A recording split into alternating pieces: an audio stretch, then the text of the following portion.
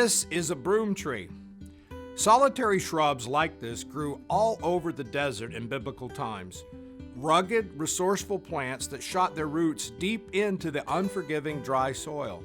1 Kings 19 tells the story of Elijah, who after defeating the prophets of Baal and prophesying rain after a drought, had his life threatened by the corrupt queen Jezebel. Exhausted and on the run, Elijah collapses under a broom tree to rest.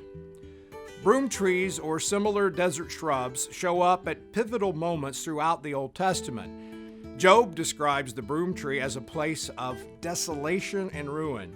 The psalmist connects the broom tree with punishment. Hagar leaves her son under a shrub to die in Genesis 21 after being exiled by Abraham. The broom tree, like the desert where it's found, is associated with loss, emptiness, and being exhausted of our resources, and with hearing the voice of God. Elijah slept on the uncomfortable rocks and woke up to the smell of bread cooking. Notice the passage. And he lay down and slept under a broom tree. And behold, an angel touched him and said to him, Arise and eat. And he looked, and behold, there was at his head a cake baked on hot stones and a jar of water. And he ate and drank and lay down again.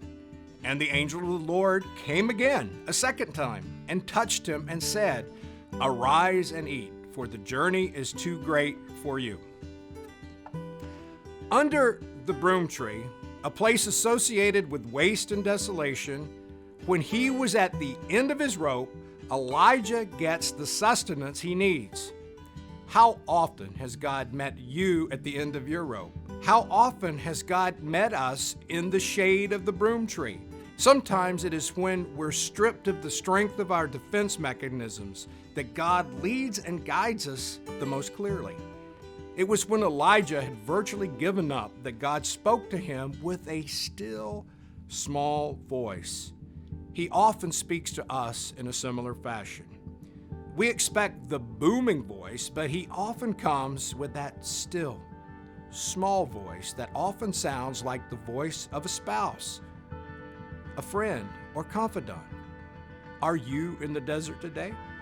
Are you taking shade wherever you can, even under a scrubby, rough broom tree, because that's all that's there? Look for the messengers of God who bring you sustenance in this time. God fed Elijah with ravens and angels. Who are your angels and ravens today? Maybe that old friend who calls you out of nowhere. Maybe kids or grandkids who bring their own oblivious joy. Maybe a verse from Scripture that reminds you of God's love and plan. God is sending you sustenance. He knows what you need, and He sees you even under the broom tree. I'm Greg Williams, speaking of life.